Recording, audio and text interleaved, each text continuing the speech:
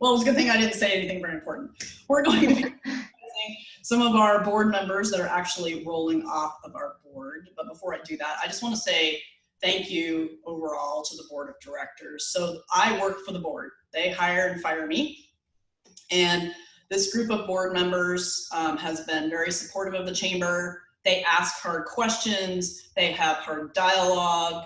They don't always agree with each other, believe it or not. And yet we still manage to move forward and make decisions. We have reasonable dialogue. And I've also seen board members change a position after listening to everyone else in the room's perspective and like, wow, I never thought of that before. So that is one of the things I really value about this board is they're not like just stuck in their position and unwilling to listen to other input, unwilling to change, and they're always looking at what's best for the organization. So I just want to say thank you to all of you for that piece. And so with that, I want to honor a couple of board members that are rolling off. Jessica, next slide. So I want to honor Eric Jonassy with Drive Accounting. Eric has been on the board for about 8 years, and he originally started as just a director on the board. So there's different, positions you can hold on a board. You can just be a director, you can be a vice chair of something, you can be a chair-elect, you can be chair, you can be past chair, you can be secretary. I currently now act as secretary, but at one point that was actually a role that one of the board held. And so Eric joined the board in 2012.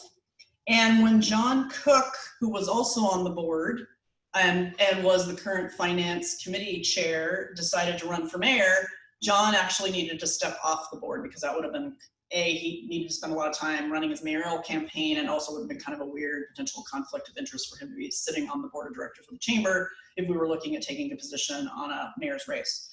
So when John stepped down, Eric stepped up into that finance committee chair role and worked with me. Super capable. We run the accounting for the chamber on QuickBooks, and Eric knows QuickBooks like the back of his hand. If I ran into I'm fairly proficient at it, and I understand accounting pretty well. I'm a business major and an MBA, but every now and then I run into some weird thing, like I'm not exactly sure how to make this happen in QuickBooks and run it through the financials. And Eric was always readily available to hop online, take over the control of the screen, step me through how to do those types of things, help me with cleanup if we needed to do cleanup with some aged receivables and those types of things. Because we have some kind of weird things that we do with things like farmers market tokens that we sell and stuff like that. So Eric also served on our building task force that we put together. So that is a committee that's kind of an ad hoc committee. It comes together when it needs to, and to look at how do we really use the building as an asset. And so the latest discussion that task force had was what actually led us to deciding to remodel the second floor of this building and move our chamber offices upstairs to position us for growth, have a better place for staff, have a better place for members, etc. So he has served on that committee as well.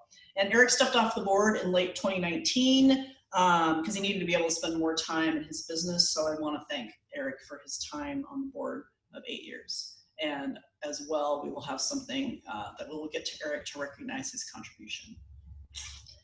And then last but not least, I would like to recognize Tim McCartney. So Tim is currently sitting in the past chair position. And Tim's journey with the chamber started over 10 years ago. Tim's actually been a member of the chamber since 2008. So he's been a chamber member for 12 years. And he has served in a variety of roles on the board. So again, he started as a director, then he held the secretary position. Then he decided to throw his hat in the ring for chair-elect, and then chair, and then past chair. So he has served on the board a total of 10 years. And as well, because of that volunteerism, Tim in 2018 was recognized as with the Chamber Outstanding Volunteer Award. So one of the things I have really appreciated about having Tim on the board is his ability to listen to a discussion on a particular topic or a decision or an issue, and to give really thoughtful feedback and consideration. He has the ability to consider other points of view and come to the middle or change. I've seen him change his point of view after listening to multiple different perspectives and say, wow, I didn't think of it that way, or those types of things. And I really value that ability in him. I think that being able to collaborate, being able to be flexible and change your mind, and having active listening are really key leadership attributes, and Tim has all of those things. I have leveraged Tim's listening, feedback, and guidance on many occasions when he was board chair and in his other roles. So the other ways that Tim has served us is he is currently on the finance committee. He's on the candidate endorsement committee. He's actually the chair of the candidate endorsement committee. He pops in and out of our government affairs committee, and he's also on the building task force. So Tim, I really appreciate all the time that you have spent with us on the board. I am so glad that you are continuing to be with us on some of our other committees. And I really value your volunteerism and your heart and your leadership.